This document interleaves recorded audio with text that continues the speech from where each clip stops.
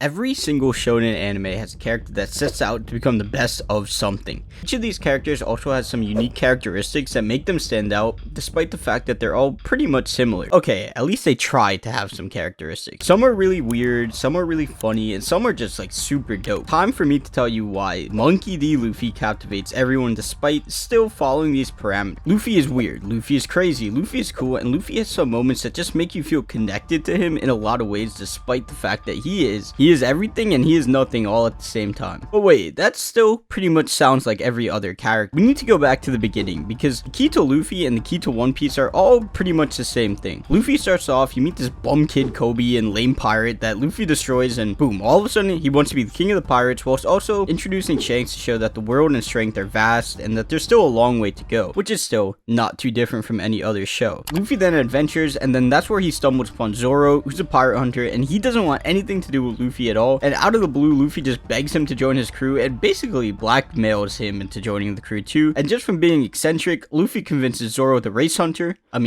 pirate hunter, to join the crew. And yada da da, weird pirate clown, multiple parts, big dog guy stumbles upon Nami. She basically joins with no resistance, almost in a suspicious way. You can tell that there was almost too easy. But at that point, you can definitely tell that Luffy is a bit of an idiot, and he doesn't have any clue at all about social cues. Then Syrup Village rolls around, and Usopp joins after they defeat Edward Scissorhand, the absolute worst villain in One Piece, probably. This fourth member is actually interesting, because Zoro is strong, Nami has the financial aspect, and just a suspicious part. Luffy was obviously the captain, so Usopp is pretty much a normal human perspective in the story. He is very much if the reader was in the story, and yeah, because he's an absolute coward, and that's what most of us would be in the One Piece world. And this is the moment where you really realize that Luffy picked someone based off the fact that Usopp needed to go on an adventure. Usopp couldn't be stuck in Syrup Village his whole life, and he wanted the opportunity to change his life, and also Luffy just vibed with him, so he wanted him to join the crew, and also the fact that Usopp was going to give him the marry, so they would have an actual nice ship, so maybe Luffy didn't even like him at all. Then you get to the big part, which is Baratie, and this is where most of the big things happen. You meet Zeph, Sanji, and Mihawk are the big characters. We don't gotta talk about Don Krieg. I'm gonna be breaking it down from least important to most important to Luffy. So Mihawk is probably the least important to Luffy. He destroys the race hunter,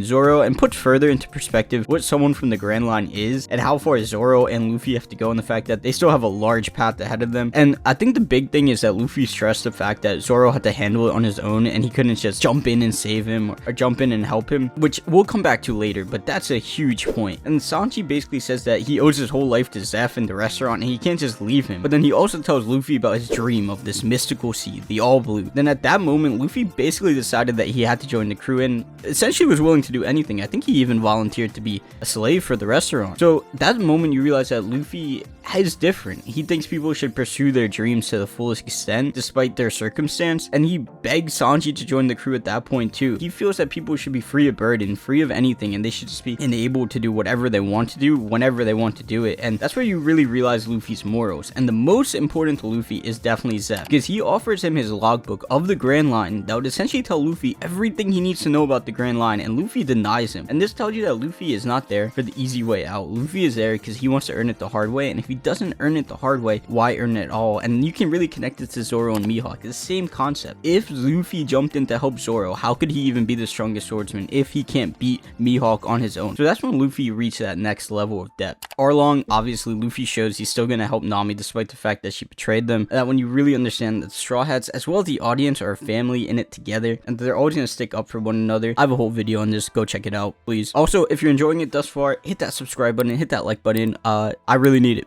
Please. The last key moment I'm going to go in depth in is really when they enter the Grand Line and they all declare their dreams. So this is key to Luffy too, as well as the whole story, because you have a sense of progression for all of them, and you know where they all want to go and where they all want to end up. And it was just a really hype moment and something that you can reference at any point in the series, and it adds depth to all of them, so you know that no matter what, they're all working towards that one objective, even if they have some other thing going on. The themes and characteristics of Luffy also hold up throughout the whole story. Like Chopper was scared to leave Drum Island, which is much like Sanji, Frankie didn't want to disrespect Tom. Brook was random like Zoro for no reason at all. They had no reason to trust Robin, just like Nami. So you see that Luffy is basically a dumbass throughout the whole story, but he's also consistent in his values. It's that crazy, wild, but earnest aspect of Luffy that makes him special. Maybe not every moment is deep, and some are, but some aren't. But Luffy will always be Luffy, and much like with Zeph, when Luffy denied Rayleigh, you realize that like, Luffy is really about that life. Luffy is not there to have anything handed to him. Like, he wants to earn it through the mud, through the trenches, and that's what really makes him special. And he's like challenging to go save Ace, despite the fact that he should know he's not strong enough. He sacrifices 10 years of his life just to go save his friend. These are all characteristics that hold up, and despite the fact that it's not his problem, he'll go to free people. But like, Jesus Christ, come on, man, that apple, like, he could have let her die.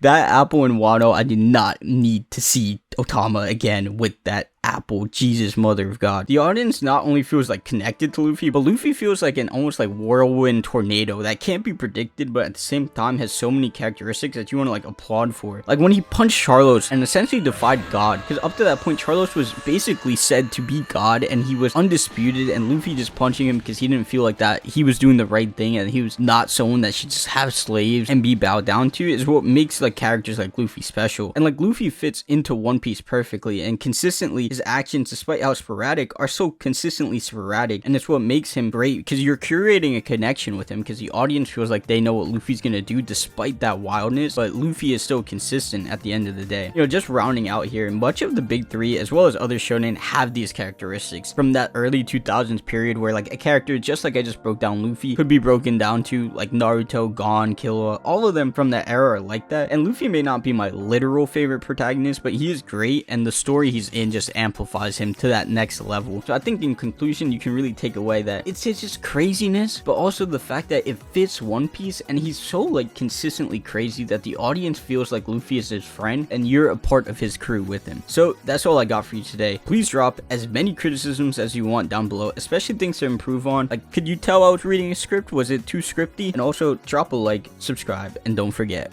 we're just getting started. We're gonna stay consistent, and I'll see you in the next video.